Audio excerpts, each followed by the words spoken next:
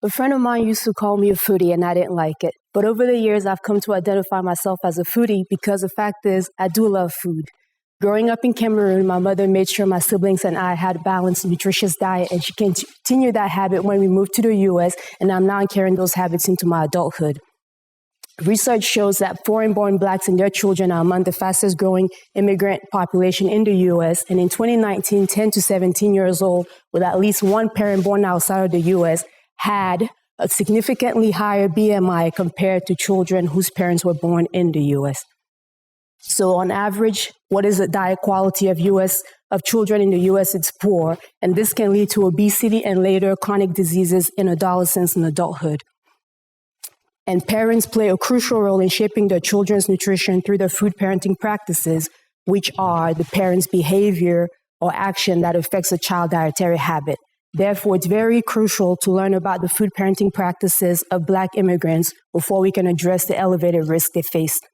So over the summer, I conducted a mixed method study to learn more about the food parenting practices of Black immigrant mothers living in Metro Atlanta. And my survey and focus group were influenced by the model that you see on the screen, which is informed by the social cognitive theory.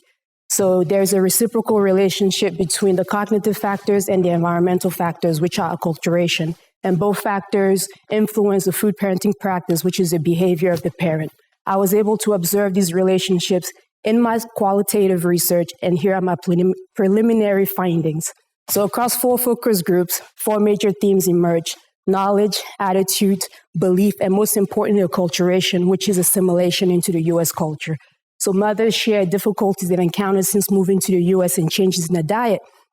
So for example, mothers are mostly eating their native foods, some have included American diet, and some have developed a snacking habit. Also, there were positive lifestyle changes, such as becoming aware of portion sizes and also eating more fruits.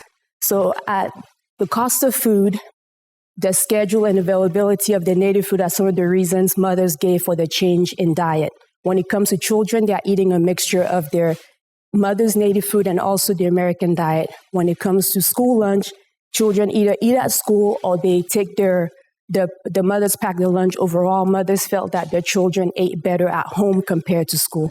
So as the Black immigrant population continues to increase, more research is needed to learn about the food parenting practices. And in my findings, acculturation seems to impact the food parenting practices, the nutrition of Black immigrant mothers and their children negatively. And because acculturation directly influences food parenting practices, this can lead to negative health outcomes for their children as they grow and develop. Thank you.